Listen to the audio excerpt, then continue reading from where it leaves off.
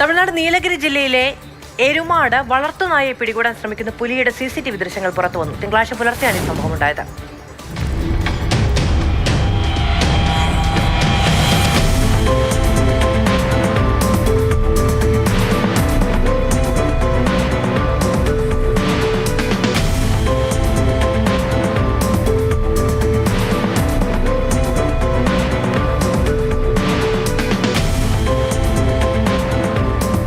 കമൽ, വിവരങ്ങളുമായിട്ട് കമൽ. കഴിഞ്ഞ ദിവസം വന്ന ഒരു കൗതുകരമായ വാർത്ത, ഒരു കടുവയ്ക്കൊപ്പം ഒരു നായ കിണറ്റിൽ വീണതായിരുന്നു. അവിടെ നായ ഈ കടുവയെ പ്രകോപിപ്പിച്ചു എന്നാണ് അന്ന് പറഞ്ഞത്. ഇത് ഈ മേഖലയിൽ ഈ കടുവശല്യവും പുലിശല്യവും ഒക്കെ രൂക്ഷമായിട്ടുള്ള ഇടമാണ്.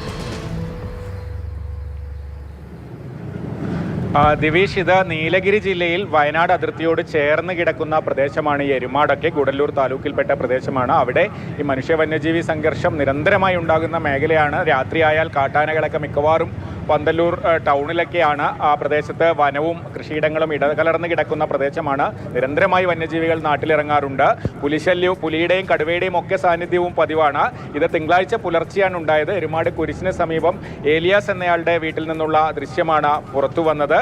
പുലി ചാടിയെത്തുന്നു, പട്ടിയെ കഴുത്തിൽ പിടികൂടുന്നു. പക്ഷേ ഏറെ നേരത്തെ ശ്രമത്തിന് ശേഷം പെട്ടെന്ന് ശബ്ദം കേട്ട് ഉടമ ലൈറ്റിട്ടപ്പോൾ പുലി ഓടിപ്പോകുന്ന കാഴ്ചയാണ് കാണുന്നത്. അതിന് കുറച്ചു ദിവസങ്ങൾക്ക് മുൻപ് ഈ പ്രദേശത്ത് തന്നെ സന്തോഷ് എന്നയാളുടെ വീട്ടിലും സമാനമായ സംഭവം ഉണ്ടായി എന്നാണ് അവിടെ നിന്ന് ലഭിക്കുന്ന വിവരം. എന്തായാലും വയനാട് പോലെ തന്നെ നിരന്തരം വന്യജീവികൾ നാട്ടിലിറങ്ങുന്ന പ്രദേശം തന്നെയാണ് ഇതും.